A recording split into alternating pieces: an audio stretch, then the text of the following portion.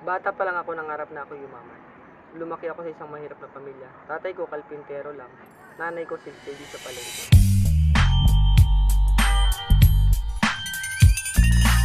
Naalala ko noon, grade 6 ako na to yung age of 12.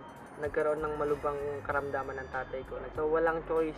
Ang ginawa ko, tumulong ako kagad sa kanila. So ang ginagawa ko, pumupunta ako ng Tuguegarao para at least magbenta ng lighter, bawang sibuyas tsaka garter. Pag may nakikinikitang maliit na pera, ang ginagawa ko, pinambibili ko ng gamot. So ang masaklap pa noon, December 2000, namatay ang tatay ko. So hindi ko alam kung anong gagawin ko, kung paano kami magtatapos ng pag-aaral ng mga kapatid ko. Pagdating sa high school, sobrang hirap kasi hindi ko alam kung paano ako magpapatuloy ng pag-aaral. So ang ginawa ko, nag-special offer. Nagbebenta ako ng mga balde, langgana. So gumraduate nga ako ng high school, pero pagdating sa kolehiyo talagang hindi ko na kaya, sobrang hirap. Nag-apply ako sa isang department store ng janitor. As a janitor, sobrang hirap kasi nga lahat ng classmate ko nung high school, kinukutya ako sa tuwing makikita nila ako. So sabi ko, okay lang yan, bilog ang mundo, hindi natin alam ang pagbabago ng pagkakataon. After ng contract ko, natanggap naman ako sa isang McDonald's.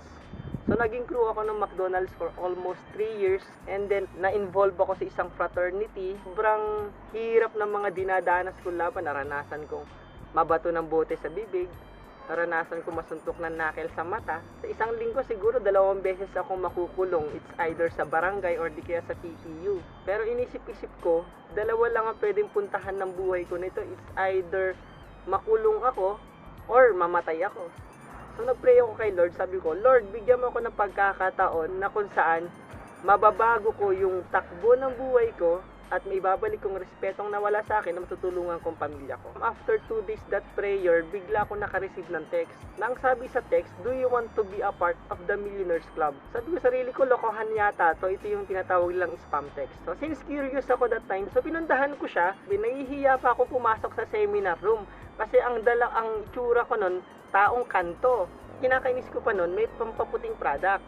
Eh kung titignan mo ang kulay ko, maitim ako, sabi ko, lokohan to ah. Pero sabi ko sa sarili ko, wala naman siguro mawawala since nandito na ako. So pinakinggan ko siya na para yumaman ka daw, kinakailangan mo lang ng mga kaibigan. Sabi ko, kung sa fraternity nga, nakaka-recruit ako, pinapahirapan namin yung tao, pinapaddle namin para lang makasali sa organization namin. Eh dito pa kaya sa AIM Global na wala ko ibang gagawin kundi magre-recruit lang din, kakausapin mo, pag nagustuhan, mag-join. Sa fraternity, ang sakit ng palo.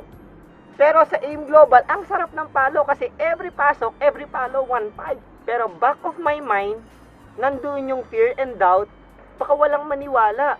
So ang ginawa ko, kinausap ko yung nanay ko pag uwi ko ng bahay, excited. Sabi ko, ma, isasali ako sa AIM Global, magne-negosyo ako.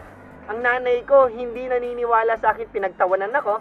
Sabi ko, sige, benta ko na lang yung motor ko. Sabi niya sa akin yung ORCR ng motor mo at ito yung mga damit mo, lumayas ka dito. So pinalayas ako ng nanay ko. Sabi ko, okay lang yan. Pray na naman ako, Lord. Kung ang AIM Global talaga para sa akin, Lord, guide me please. Nung nag-join ako, akala ko, yun na yung start ng pagyaman ko. Pero hindi pala ganun kadali. So dami ko pinagdaan ng hirap, kutya, panlalait. Nasabi sa akin, tignan mo itsura mo, walang maniniwala sa'yo kasi nga dati kang siraulo, dati kang basagulero, tapos nga magpo-promote ka ng pagyaman, walang maniniwala sa'yo. So, nung kumita ako, papayos ko yung bahay. Nung napayos ko yung bahay, mas lalo ko pang ginalingan, mas lalo ko pa sinipagan na sabi ko, Lord, gusto ko magkaroon ng kotse. After 2 years, ito, bagong-bago ngayon, tinadrive ko, Hyundai Elantra. Ang bango! Nung nabili ko sa sakyan, pag uwi ko ng bahay namin, hindi ako marunong mag-drive. Ang AIM Global ngayon, mas lalo lumalaki na lumalaki. Sa mga nanonood ng video na to, sana na-inspire kita. Ako po si Albert Pagulayan, na dating konsumisyon, ngayon, inspirasyon.